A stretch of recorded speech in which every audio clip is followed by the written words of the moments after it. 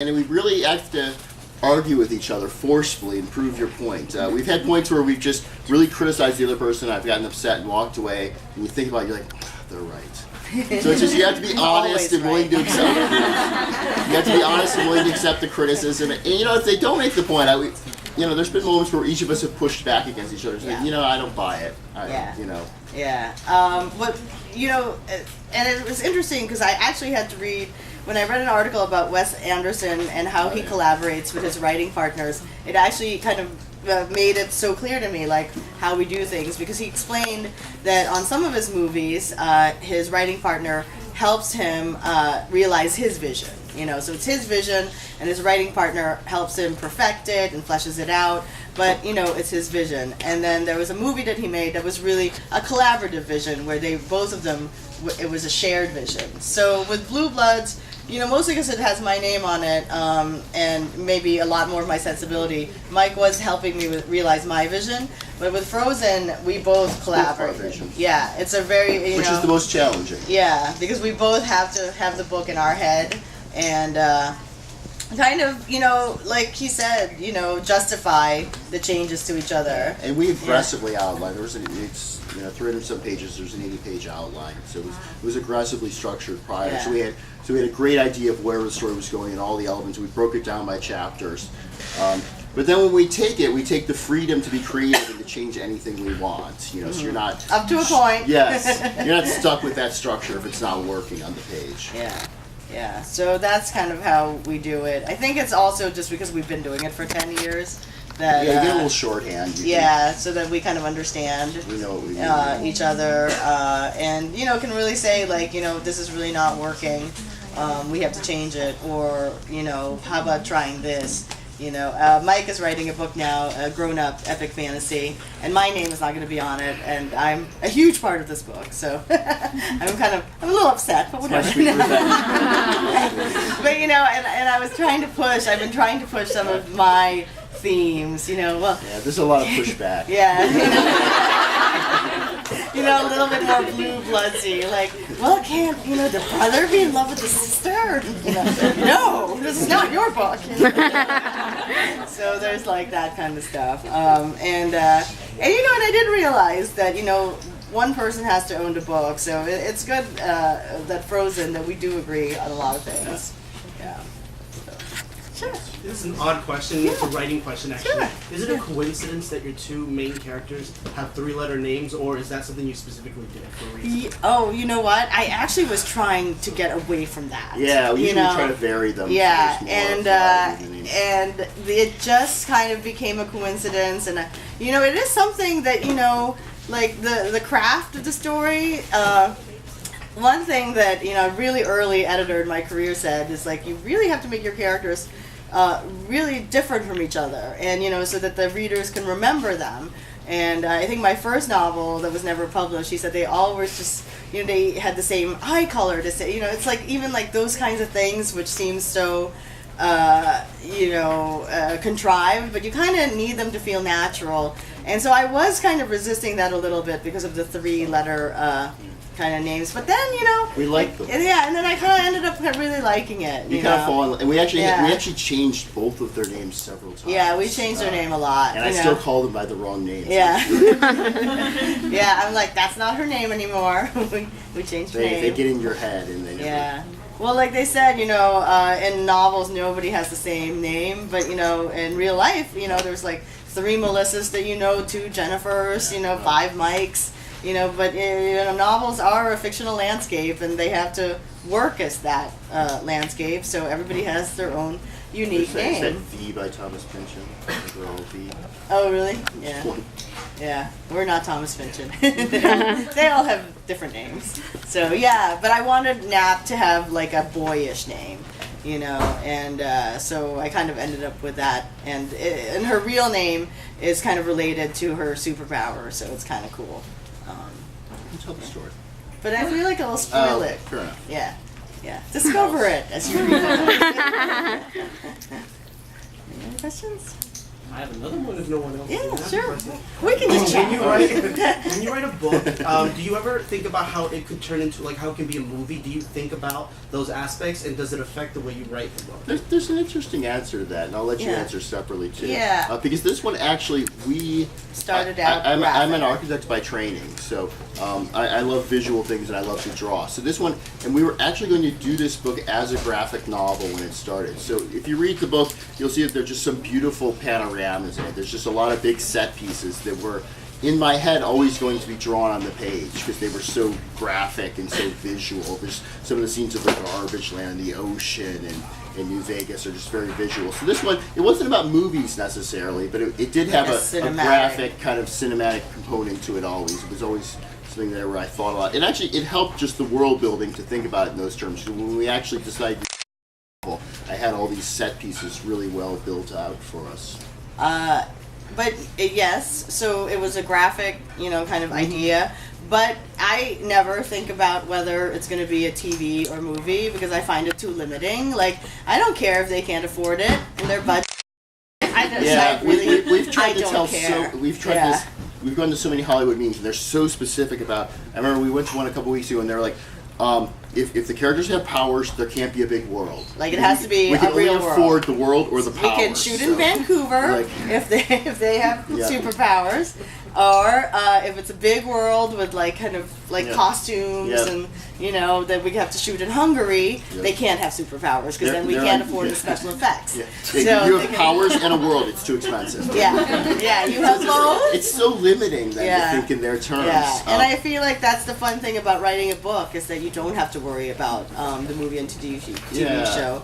And for a long time, I thought that having a TV show meant that your book was good. It meant that it was better than all the books out there. It was special. And really what it means is that, it fits in their budget, it fits in whatever the trend is, and then you got really lucky. And after kind of 10 years of dealing with Hollywood, we've had a lot of stuff optioned. There was one point where I wrote a book called How to Become Famous in 2 Weeks or Less in 2002, right before the reality TV show craze, right kind of at the start of it. And actually Paris Hilton and Nicole Richie hosted our book party in LA for this book. And they were like teenagers, and nobody knew who they were. We're like, who are these people? It was like our party. And then later on, they became so famous. We're like, oh wow. And it's so funny. Nicole Richie was so young, and when Hollywood bought that book, they actually were going to have me and my co-author host a show based on the book. So I could have had this whole different career as a reality host. It's which horrible. is so, I think you did. I know, which is great that kind of dodged that bullet. And a couple of years ago, about 7 years ago, when Twilight first came out, maybe 5 years ago, I can't remember now, 2008, the first Twilight movie had just come out. And Hollywood came and knocked on our door and said, vampires! Oh my God, we want your vampire series. And they wanted Blue Bloods. So for 6 months, I worked with a producer, a really big producer, and a director, and a whole team, and we worked on the Blue Bloods TV show. And everybody said this was going to happen. The network is going to pick it up. The CW really wants a vampire show, and they want our vampire show. And I got so excited because, oh my God, I was going to have a real TV show now, and we're going to have to move to New York and be bi-coastal. And I was like angsting about all these problems that, we weren't having, but, it was great to imagine. I wanted to have those problems, those first world TV problems. And I worked on it, and it was really distracting because, I had books to write and I had, my own work to do, but I was really excited about the TV show and I was excited to work on it. And we presented to the network. Everybody said this was a formal presentation. It was just a formality because we'd been talking to the network kind of behind the scenes and to Warner Brothers Television, talking about actors, talking about the pilot, blah, blah, blah. And then suddenly it was the formal presentation where we would formally present it and then accept it. So we presented our show. They had this big dream cast board of who would be in the cast of Blue Bloods, and they had Robert Pattinson as Jack and Kristen Stewart as Skylar. And I was like, I was like, that's a really odd dream cast. Like, why would they be in our show? They're in the movie. And he was like, shh, That's not how it works. This will show them that, you know, we're really into popular things. I'm like, all right. So we presented, and then the network said, you know, it was 3 guys from the network, and actually a guy and 2 very scary ladies. You know, because everybody was like so formal. Like it really was this like formal presentation. And they said thank you. That was a great pitch, and everybody, you know, high-fived out of there. You know, see you in New York. You know, we're so excited. and a week later, I was sitting on my couch, and my phone rang, and my agent said, you know, the CW passed.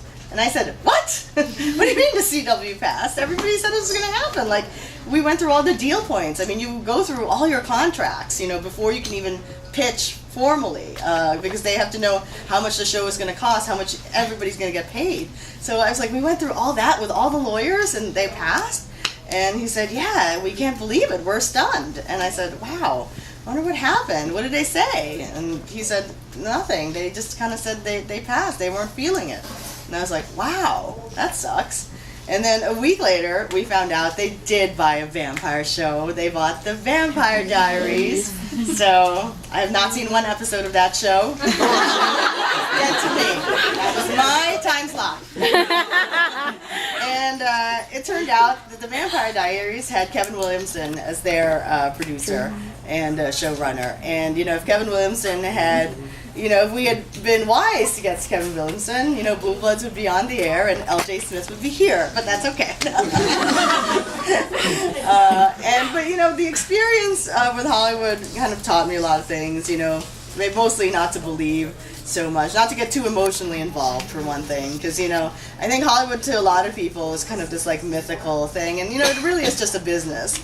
And I noticed that one of the producers that we were pitching with, you know, he had 3 other shows to pitch that day. It was just like a day in his life. It was just work, you know. But to me, it meant like, you know, Candyland and you know all this awesome things. So after the TV show got rejected. We had a lot of success with Van Allen Legacy, and then the movie studios came and they knocked on our door. And the guy who made the Mortal Instruments, Sony, came and said, we'd love to buy Blue Bloods, and here's the deal. This is the deal that Cassie Clare just accepted and signed, and we're offering you the same exact deal. And I said, oh, that's nice. Thanks, but no thanks, you know. So I was like, see, I get to reject you. You know, I get to say no this time. So I said no that whole year. I said no to them. I said no to Charlize Theron. I said no to this other big producer. And I just said, you know, I just wanted to show them, you know, I could, you know, turn them down. Which turns out to be a really stupid thing to do, because when you say no, nothing happens. You know, your project is just dead. They don't hire a screenwriter. They don't talk to actors. You know, there's no movement. And you know, I really, you know, I have no regrets, but I kind of like learned something that day too. And a couple of years ago, when Witches of East End was up for publication, up for Hollywood. I met with a producer named Erwin Stoff, who had made I Am Legend and Constantine, and I really liked him. He was an immigrant from Romania. He came to the U.S. the same age I came here. He's much older than me, but we kind of bonded into being, you know, kind of immigrants to America. And he said he really loved the book. He talked about his ideas for it, you know, talked about who he would get to do it, and I just kind of, you know, said yes and gave him permission and let go. You know, I told him I wanted to be involved but not involved, wherein, you know, I could go to the set, I'd be welcome, you know, and, you know, it'd be great to see me and I could get notes, but I did not have to do it at all if I did not want to. So it turns out that was a really great experience, because it turns out I'm really bored with making TV shows. I would go on set and, you know, they'd be like talking about, you know, Julia Ormond. So the show got picked up. It's going to be on Lifetime. I was like, I skipped the headline. That's the fun part. Drop the lead. Yeah, I dropped the lead. It's going to be on Lifetime at 10 o'clock starting October 6th. Julia Ormond, Jenna Dewan, and Rachel Boston are the stars. And I was able to go to some of the filming and really kind of realized that, you know, I don't want to make TV shows. I really enjoy writing books. Like, I had no interest in, you know, how Julia picked up the tarot cards, which was the big thing that day. Like, Julia needs more training on the tarot, you know. I was like, okay. I was like, what time's lunch? You know. I was just really, I don't know. So we're really happy. The show looks really great, and I would tell you all if it sucked because you know that's the way. Or I would tell you that I haven't seen it. You know, like some writers do, whom we won't mention. You know, and we're really excited. The show is really dark and funny and really cool. It's true to the book in that it is about the mothers and the sisters and the love triangle. So I kind of feel, when I read the script that Maggie Friedman wrote, I actually cried. I was so happy that she had really kind of dug deep and kind of figured out the essence of the story. So I really was really flattered by it. I was really moved that somebody had had really worked really hard, you know, because you always think like in Hollywood. I know, in Hollywood. I know, right? So hopefully Janice says Channing will guest star one day. So we're hoping. Anyway, any other questions? Sure. When you've been writing for so long, how is it getting new material with coming up with something new? Yeah, you know, it's kind of like, I think that's why we work on our stuff for so long, because we always have a lot of ideas, and then we try to figure out which ones kind of stick. Yeah, there's definitely ideas we've worked on for a while that we haven't developed. That we've dropped. Stuff we've talked about. We've been trying to do this alien book for a long time, and we just can't make it work, so, yeah. There's 100 pages. It's development hell. Stuck. But you know, I'm not too worried because you know most writers have a lot of ideas. Time to write them all is the one that's difficult. And we were to school today, and I think always in the schools they ask about writer's block because I think it's this mythical thing that always comes up. And we're like, oh, we actually have the opposite problem. We have so many ideas. It's really the essence is actually editing and winnowing it down to those really good ideas and using those. Yeah, I've been trying to pitch my Silicon Valley soap opera idea. It's not happening. But you know, I think what it is you know, you need to kind of grow as a writer, and you need to challenge yourself. Frozen is a little different from Blue Bloods, and that's okay. I think you know, you need to kind of grow as an artist, and you know, take risks, you know, and kind of hope your readers go with you. I don't think I could write the same book forever. You know, I think it's fun to come up with new worlds. And it's fun to change up the world and do a lot of the same things too. Yeah. But if you don't change up the world, it doesn't feel fresh to you. Yeah, it has to be something that makes you, you know, kind of obsess about it. And I have a series that's coming out next spring called The Ring and the Crown that I've been working on for 2 years, which is a little bit, we're calling it Glam of Thrones, so it's a lot of executions. So. And it's really fun. And that was actually inspired by reading a book a couple years ago. I went through an Edith Wharton phase. I read, completed The Ambassadors, and it was about 4 American girls who went to England to try to marry titled lords. And I just thought, oh, that's such a cool, for the London season. They actually called it that, the society season. So I thought, oh, that'd be such a fun idea to try to write. So, and I finally got to write it now, because we work on a lot of books all at the same time. So, yeah. Sure. As a writer, on average, how long does it take for you guys to write a book? Varies on the book. Yeah, it varies. I mean, a lot of the work is in those years of talking, and in the actual writing, I would say 3 to 6 months for a first draft. I mean, we're really disciplined. Like, you know, I definitely have a word count I try to do every day, or at least every week. You know, so that whole, you know, I always laugh at NaNoWriMo. I'm like, that's my life, you know. It's like I've got to come up with 50,000 pages, and I think 2 months is kind of. I'm pretty fast, and I write a quick and dirty first draft that I polish over and over again, and sometimes it takes about a year. I would say maybe a year to 18 months for the really polished, kind of really nice book, and it takes a lot of drafts. We went. I'm slow. Frozen. You're fast though. Yeah. I'm a little slower. Yeah. Yeah. You said the world of Frozen was going to be really big, where you could go back and forth in time. of think of it all at once and have to figure out where you want to start, or did you just start with that time period and say, oh, we can go back in time?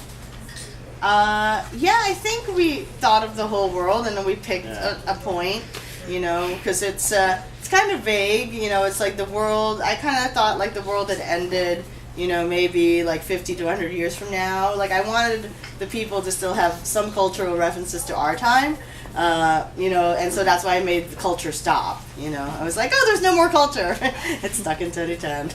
And then we picked, you know, 100 years after the apocalypse because, you know, I would kind of give people time to rebuild a little and kind of forge a new kind of way of life.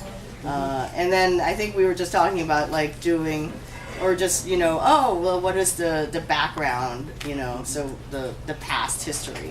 So that'd be a fun thing to explore. We build a lot of it, but not all of it, because you have to give yourself room to change and invent in it. It's good to leave a few things out. Yeah. Sure.